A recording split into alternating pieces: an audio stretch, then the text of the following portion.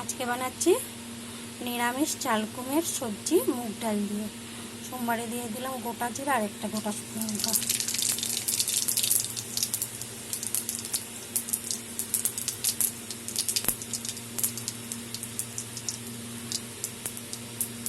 সোমবারটা আমার এখন হয়ে গেছে। আর কেটে ধুয়ে রাখা চাল কুমড় আর 7-8টা কাঁচা লঙ্কা একসাথে দিয়ে দিলাম। কুচি করে চাল কুমড় কেটে নিয়েছি। আর দিয়ে দিলাম 1 চামচ লবণ মজার জন্য।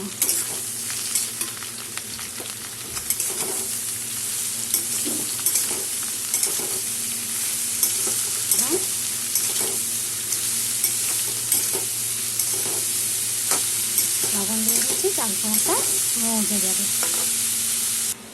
আমার চাল কুমড় নরম হয়ে গেছে।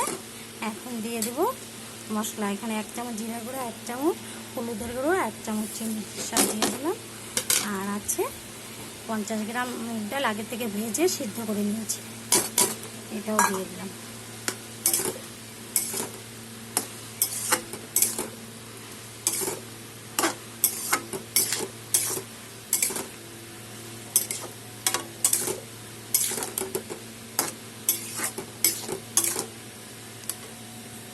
আমার নিরামিষ চাল কুমড়ো সবজি হয়ে গেছে। একটু ঝোলটা শুকাবে, কিন্তু আর একটু ইচ্ছে করলে ভিডিওটা অনেক বড় হয়ে লম্বা হয়ে যাবে। তোমরা এরকম করে বানাবে, বানিয়ে খেয়ে বলবে কেমন হয়েছে। নিরামিষের দিনে খুব ভালো হয়।